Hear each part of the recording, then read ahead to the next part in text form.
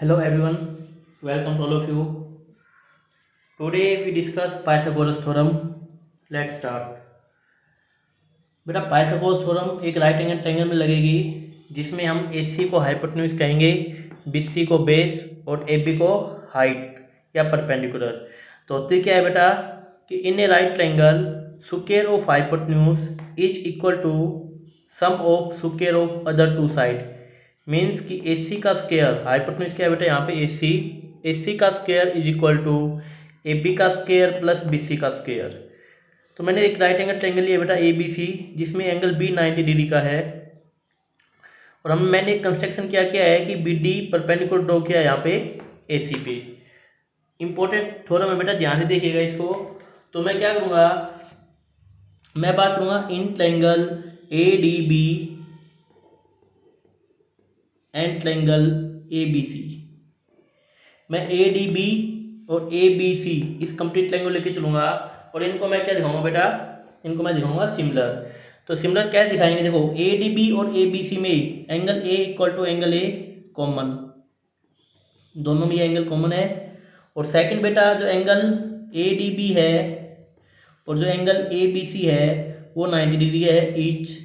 देखो यहाँ पे, तो by angle angle similarity, by angle angle similarity triangle ADB is similar to triangle ABC। तो हमने यहाँ पे क्या दिखाया कि ट्रायंगल ADB और ABC सिमिलर हो गए बेटा। और सिमिलर होते मैंने आपको बताया था हमें रेशियो क्या चाहिए, हमें चाहिए बेटा AD अपॉन AB। देखो AD upon AB is equal to, फिर मुझे चाहिए AB, तो ऊपर ये देखो फर्स्ट और थर्ड AB अपॉन यहाँ पे आएगा AC। ठीक है जी, मैंने कहा AD अपॉन AB फिर AB अपॉन AC। या तो आप ऐसे कर सकते हैं या चाहो तो आप दो ट्रायंगल बना के भी कर सकते हैं, मैंने आपको बताया भी था। जैसे मुझे एक ट्रायंगल बनानी है ADB, तो एंगल D 90 का है तो ये D हो गया, ये A हो गया और ये B हो गया। फिर मैं बनाऊंगा ABC, तो ABC में क्या होगा, एंगल B 90 का है, एंगल A दोनों में कॉमन है तो यहाँ पे क्या आएगा C आ जाएगा। तो अब ये दो ट्रायंगल देखो 90 90 और एंगल A कॉमन हो गए दोनों में। तो यहाँ पे हमें क्या मिलेगा कि AD का जो रेशियो और AB का रेशियो AD अपॉन AB और इसके अकॉर्डिंग AB अपॉन AC, इनका जो रेशियो होगा बेटा वो सेम होगा। ये मैंने लिखा है यहाँ पे।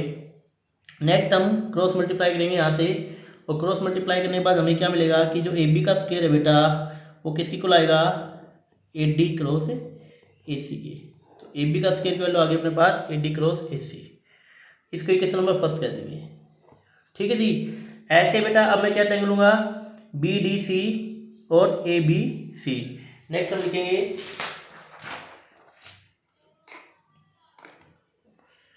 In triangle BDC and ABC।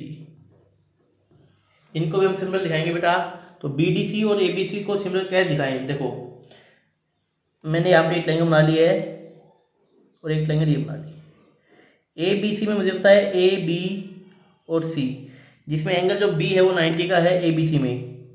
और BDC में बेटा एंगल D 90 का है तो यहाँ पे एंगल D आएगा। अब दोनों में कॉमन एंगल क्या है, C यहाँ पे है, C यहाँ पे, तो एंगल C जो है दोनों में कॉमन आ जाएगा। तो हमें क्या चाहिए था BDC, तो यहाँ पे क्या आएगा बेटा B आएगा। ठीक है जी। तो क्या लिखोगे, angle D equal to angle B 90 degree each, और second angle C equal to angle C common by angle angle similarity triangle BDC is similar to triangle ABC। और ABC और BDC यदि सिमिलर हो गए तो इसका क्या है, जो रेशियो होगा इनका किसका बेटा, देखो हमें क्या चाहिए साइड DC चाहिए है ना, हम तो क्या लेंगे DC साइड लेंगे बेटा। तो DC अपॉन BC का रेशियो, DC अपॉन BC का रेशियो इज इक्वल टू, फिर हमें चाहिए BC तो फर्स्ट और थर्ड BC अपॉन फर्स्ट और थर्ड AC का रेशियो। मैंने क्या कहा कि DC अपॉन BC का रेशियो और फिर BC अपॉन AC का रेशियो, इन दो ट्रायंगल इक्वल होगा। क्रॉस मल्टीप्लाई करेंगे तो BC का स्क्वायर आएगा अपने पास DC क्रॉस AC, ये क्वेश्चन नंबर सेकंड आ गई।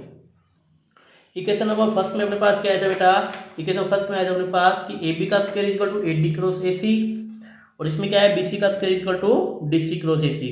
क्योंकि मुझे AB का स्क्वायर प्लस BC का स्क्वायर चाहिए, तो हम ऐड करेंगे फर्स्ट और सेकंड को।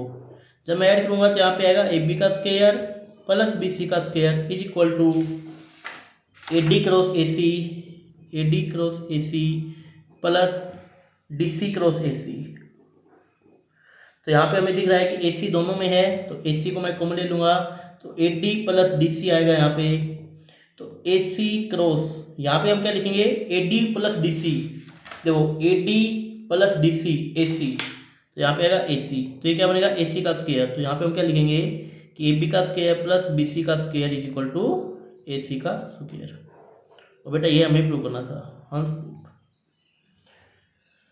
ठीक है जी, तो सिंपल सी थ्योरम थी, इंपॉर्टेंट थ्योरम। जो कितनी बार आ रखी है थ्योरम, बहुत ज़्यादा इंपॉर्टेंट है बेटा, बहुत बार आ रखी है थ्योरम CBSE ने। देखो आप खुद देख लीजिए कितनी इंपॉर्टेंट है, कितने टाइम से आ रखी है थ्योरम। ठीक है जी, और ये पिछले साल भी आई थी थ्योरम, तो आपको ये थ्योरम अच्छे से करनी है। क्लियर में बात? तो एक बार AD अपॉन AB और AB अपॉन AC का रेशियो निकालना है, ADB और ABC से। और एक बार आपको second times DC upon BC और BC अपॉन AC का रेशियो निकालना है, BDC और ABC से। एंगल को सही लिखना है आपने। ठीक है जी, इसके बाद इसकी theorem I converse of BPT, वो भी काफ़ी इंपॉर्टेंट है। सॉरी, कन्वर्स ऑफ पाइथागोरस, ये भी काफ़ी इंपॉर्टेंट थ्योरम है। देखो ये भी कितनी बार आ रखी है एग्जाम में, दोनों ही थ्योरम बहुत इंपॉर्टेंट है बेटा। कन्वर्स में क्या कहता है, in a triangle if the square of one side is equal to the sum of square of other two side. मतलब इसमें क्या गिवन है कि एक साइड का जो स्क्वायर है वो किसके इक्वल है, sum of square of other two side. Means AC का स्क्वायर जो होगा वो AB के स्क्वायर प्लस BC के स्क्वायर के इक्वल होगा, ऐसा यदि है किसी ट्रायंगल में। Then opposite angle to the first side is a right angle.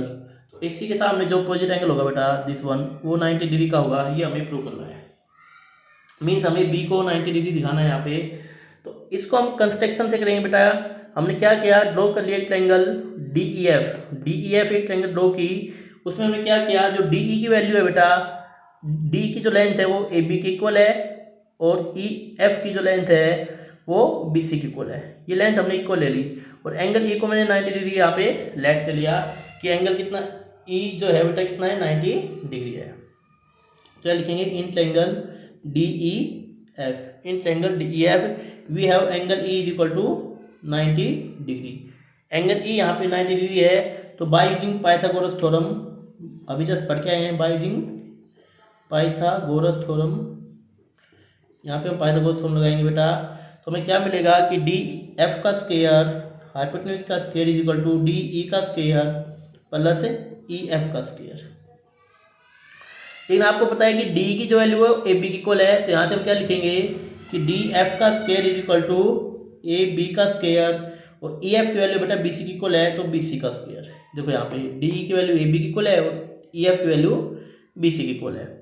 और हमें गिवन क्या था बेटा, गिवन है ये देखो, मैं स्टार्टिंग में लिख रखा है अपने पास। गिवन क्या था कि जो AC का स्क्वायर है वो AB का स्क्वायर प्लस BC के स्क्वायर की इक्वल है। तो फ्रॉम फर्स्ट एंड सेकंड क्या लिखूँ मैं, फ्रॉम फर्स्ट एंड सेकंड। यदि फर्स्ट और सेकंड में ध्यान देखूँ तो राइट हैंड साइड इक्वल है, तो लेफ्ट हैंड साइड इक्वल होगी। तो इसका अर्थ क्या है कि जो AC का स्क्वायर होगा बेटा वो DF के स्क्वायर के इक्वल होगा, AC का स्क्वायर DF के स्क्वायर के इक्वल होगा। तो इसका अर्थ क्या हो जाएगा यहाँ से कि AC और DF इक्वल हो जाएंगे। तो हमने क्या प्रूव कर दिया कि जो लेंथ है AC और DF ये भी बेटा इक्वल है। और इक्वल आने के बाद अब हम क्या लिखेंगे, in triangle ABC and DEF, in triangle ABC and triangle DEF we have, अपने पास क्या क्या बेटा, पहली बात ये है कि जो AB की लेंथ है वो DE की इक्वल है, तो AB is equal to DE। Second जो BC है बेटा वो EF की इक्वल है, BC is equal to EF। और अभी जस्ट प्रूव किया है कि AC है वो DF की इक्वल है, AC is equal to DF। तो by side side side congruency, SSS rule, triangle ABC is congruent to triangle DEF। तो हमने यहाँ पे क्या दिखाया कि ए बी सी और डी ई एफ दोनों कॉन्ग्रुएंट है। क्यों दिखाया बेटा? क्योंकि हमें पता है कि एंगल ई 90 का है और ये दोनों कॉन्ग्रुएंट हो गई तो एंगल बी भी कितने का होगा? 90 का, by C P C T. तो therefore angle B is equal to angle E, और एंगल ई कितने का है? 90 का। तो there this implies angle B is equal to 90 degree by C P C T. यहाँ पे लिखेंगे by C P C T, ये इक्वल है क्योंकि सी पी सी टी से। और एंगल एज यहाँ लिख देंगे, एंगल ई कितने का है? 90 डिग्री का है। तो एंगल बी भी कितने का होगा बेटा? 90 डिग्री का होगा। तो इस थ्योरम में सिंपल सा था, कुछ भी नहीं थी। ए सी का square equal to A B का स्क्वायर प्लस बी सी का स्क्वायर इक्वल था, तो एंगल बी को 90 दिखाना था। तो हमने बेटा एक ट्रायंगल कंसिडर करी जिसमें डी ई और ए बी इक्वल है, ई एफ और बी सी इक्वल है, और एंगल ई 90 का है बस। तो हमने क्या करना पड़ेगा, इन दो ट्रायंगल्स को कॉन्ग्रुएंट्स दिखाना है। तो दो साइड इक्वल है दोनों ट्रायंगल्स की, तो मैं थर्ड साइड इक्वल दिखाऊंगा। तो वो कैसे दिखाएंगे हम लोग? बाय साइड से। तो by using Pythagoras theorem in triangle DEF में हमने पाइथागोरस थ्योरम लगा लिया बेटा। तो डी एफ का square equal to D E का स्क्वायर प्लस ई एफ का स्क्वायर, और डी की वैल्यू ए बी है तो ए बी का स्क्वायर, और ई एफ की वैल्यू कितनी है बेटा? बी सी, तो बी सी का स्क्वायर। ये हमने मान के चले थे। तो फर्स्ट और सेकंड से हमें क्या मिलेगा कि A C is equal to D F, A C और डी एफ की वैल्यू इक्वल आ जाएगी, मतलब ये थर्ड साइड भी इक्वल है इनकी। फिर हम क्या लिखेंगे, by triangle A B C and D F में बाय यूजिंग साइड कॉन्ग्रुएंसी दोनों ट्रायंगल्स कैसे हो जाएंगे बेटा? कॉन्ग्रुएंट हो जाएंगी। और जैसे दोनों ट्रायंगल कॉन्ग्रुएंट हो जाएंगी हम क्या लिखेंगे कि angle B is equal to angle E by C P C T, corresponding parts of congruence triangle. तो एंगल बी कितना हो जाएगा बेटा? 90 डिग्री हो जाएगा। आज की वीडियो में हम दो थ्योरम सीख लेंगे। नेक्स्ट वीडियो में क्वेश्चंस करेंगे जो बहुत इंपॉर्टेंट है, आते हैं हर बार सीबीएसई में एग्जाम में। पाइथागोरस थ्योरम के जितने भी क्वेश्चन है, जितने मैं कराऊंगा, बहुत इंपॉर्टेंट क्वेश्चंस है, सभी वीडियो आपको देखनी है, क्वेश्चंस निकालने हैं। ठीक है बेटा? तो चैनल को सब्सक्राइब नहीं किया तो चैनल को सब्सक्राइब जरूर कीजिएगा। Thank you for watching my video. Have a nice day.